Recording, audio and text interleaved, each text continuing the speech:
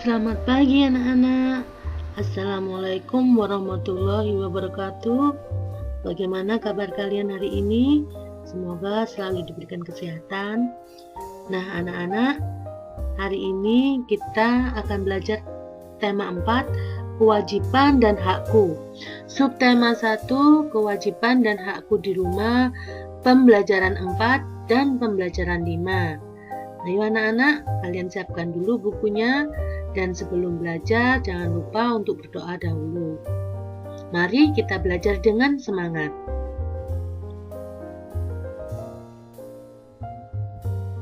Nah anak-anak, tahukah kamu kewajiban yang harus kamu lakukan agar tubuhmu sehat? Apa yang sudah kamu ketahui tentang hak mendapatkan makanan? Nah, perhatikan anak-anak, ini ada kalimat saran dan permasalahannya. Tugas kalian adalah menjodohkan dari kalimat saran ini manakah permasalahan yang sesuai. Contohnya misalkan 1, aku bersyukur masih memiliki makanan untuk dimakan. Nah, permasalahan apa yang bisa kamu yang cocok untuk saran yang sudah diberikan di nomor 1 ini? Kita baca anak-anak. Kamu baca dahulu permasalahan yang ada di sini. Kita baca dulu ya permasalahannya. Yang pertama, ibuku selalu menyediakan makanan sehat dan bersih. Aku lebih suka jajan. Yang kedua, setiap hari ibuku menyiapkan sarapan pagi. Aku sering terburu-buru dan tidak sempat sarapan. Yang C, ibu menyampaikan bahwa tanganku harus bersih ketika menyentuh makanan. Aku merasa itu tidak penting. Yang D atau yang keempat, ayah selalu mengingatkanku agar berdoa sebelum dan sesudah makanan. Aku seringkali tidak melakukannya. Kemudian permasalahan yang terakhir, ayahku selalu berpesan agar aku menghabiskan makananku. Aku masih sering makan bersisa. Nah, dari permasalahan ini tadi dijodohkan ya. Maksudnya dari permasalahan ini kamu cari permasalahannya. Yang nomor 1 tadi kita sudah membaca, aku bersyukur masih memiliki makanan untuk dimakan. Permasalahan yang cocok apa? Nah, permasalahan yang cocok adalah yang E. Ayahku selalu berpesan agar aku menghabiskan makananku. Aku masih sering makan bersisa. Itu ya masalah yang sering yang cocok. Kemudian sebelum makan, tangan harus bersih dari debu dan kuman. Nah, kalimat saran yang kedua, sebelum makan, tangan harus bersih dari debu dan kuman penyakit. Permasalahannya yang mana yang cocok? Yaitu yang C, ibu menyampaikan bahwa tanganku harus bersih ketika menyentuh makanan. Aku merasa tidak penting. Nah, sarannya itu tadi, sebelum makan tangan harus bersih dari debu dan kuman penyakit. Yang ketiga, aku harus berhati-hati memilih jajanan ya. Makanan yang dijual di jalan sering dihinggapi lalat. Permasalahan yang cocok adalah yang A, ibuku selalu menyediakan makanan yang sehat dan bersih. Aku lebih suka jajan. Yang keempat, di pagi hari aku sering sarapan agar aku bisa belajar dengan semangat. Permasalahannya yang B, setiap hari ibuku menyiapkan sarapan pagi. Aku sering terburu-buru dan tidak sempat sarapan.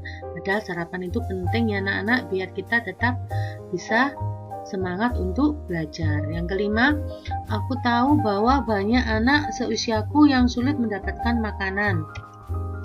Berarti permasalahannya yang cocok adalah ayah selalu mengingatkanku agar berdoa sebelum dan sesudah makanan. Aku seringkali tidak melakukannya. Nah, dengan berdoa itu sebagai wujud kalau kita bersyukur kita mendapatkan makanan, karena banyak anak yang di luar sana ada yang susah untuk mendapatkan makanan. Nah, itu tadi anak-anak tentang kalimat saran dan juga tentang permasalahan. Setiap malam, Udin dan keluarganya makan malam bersama. Udin berbahagia karena bisa makan malam bersama keluarganya. Usai makan malam, ia berpikir tentang kewajiban dan haknya berkaitan dengan makanan. Ingat anak-anak, apa itu kewajiban? Kewajiban adalah apa yang harus kita lakukan. Sedangkan hak adalah apa yang kita peroleh setelah kita melakukan kewajiban. Nah, berikut ini ada kewajiban dan hak tentang makanan. Bantulah Udin memilih mana yang masuk kewajiban dan mana yang hak. Salinlah kembali pada tempat yang disediakan. Perhatikan, ini adalah kewajiban dan hak ya anak-anak ya. Nanti kalian pilih mana yang masuk kewajiban dan mana masuk yang hak. Kita baca dulu kalimatnya. Bersyukur atas semua makanan yang ada, itu kewajiban atau hak anak-anak? Ya, itu termasuk dalam kewajiban. Mendapat makanan sehat dan bersih, itu adalah hak kita. Makan makanan yang sudah disediakan, itu adalah kewajiban. Memilih makanan yang sehat, itu adalah hak. Mendapat sarapan pagi sebelum ke sekolah, hak apa kewajiban anak-anak? Ya, itu termasuk dalam hak. Membaca doa sebelum dan sesudah makan, ya betul, itu adalah kewajiban. Mendapat air minum yang bersih dan sehat, itu adalah hak. Mengambil makanan secukupnya, itu termasuk kewajiban. Mendapat makan siang yang sehat dan bersih, itu adalah hak. Menghabiskan makanan yang sudah diambil, itu merupakan kewajiban. Nah, itu anak-anak kewajiban dan hak tentang makanan. Setelah makan malam, Udin membaca buku. Pada pukul 8 malam, Udin pergi tidur. Udin memiliki kewajiban untuk beristirahat. Mengapa beristirahat itu penting? Nah, sebutkan anak-anak manfaat beristirahat. Kalian bisa menyebutkan 3 manfaat. Yang pertama apa?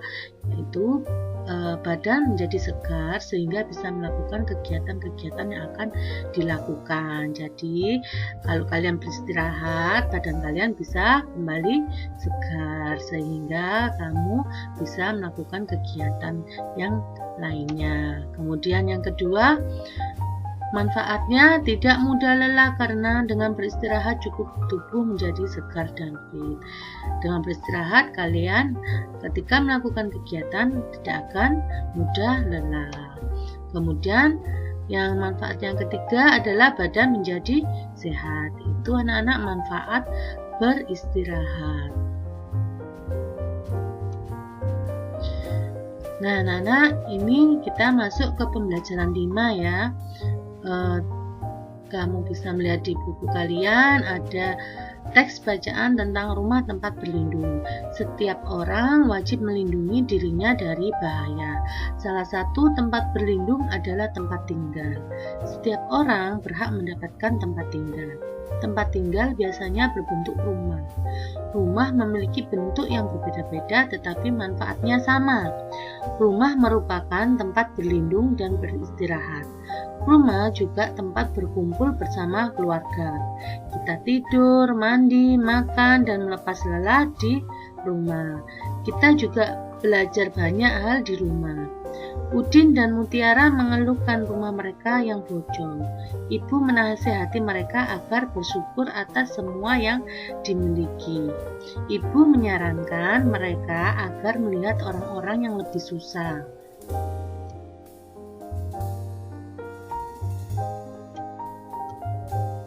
Banyak anak yang tidak memiliki rumah. Banyak anak yang tetap bahagia meskipun rumahnya banjir.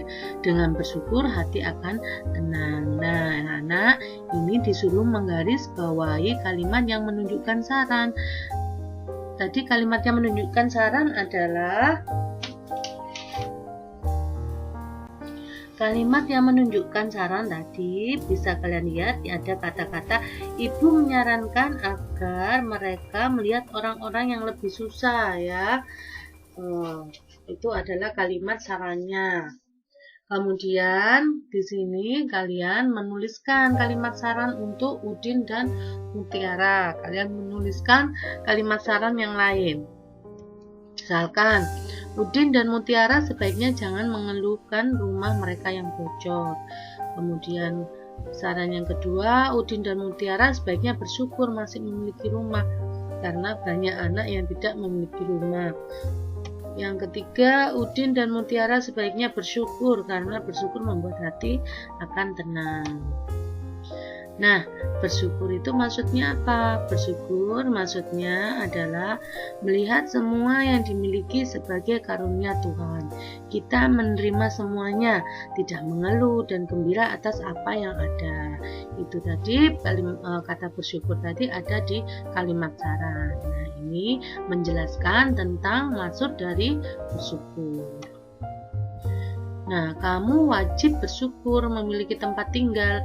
Tempat tinggal akan melindungi dirimu dari bahaya. Kamu juga wajib merawat dan melindungi tempat tinggalmu. Apa saja kewajiban dan hakmu berkaitan dengan tempat tinggal? Kamu amati ya kalimat-kalimat yang ada di bawah itu. Yang pertama, bersyukur karena memiliki tempat tinggal. Nah, anak-anak bersyukur karena memiliki tempat tinggal itu merupakan kewajiban. Mendapat rumah yang bersih dan sehat, bersih dan rapi, itu merupakan hak di rumah. Bicara lembut dan sopan itu merupakan kewajiban.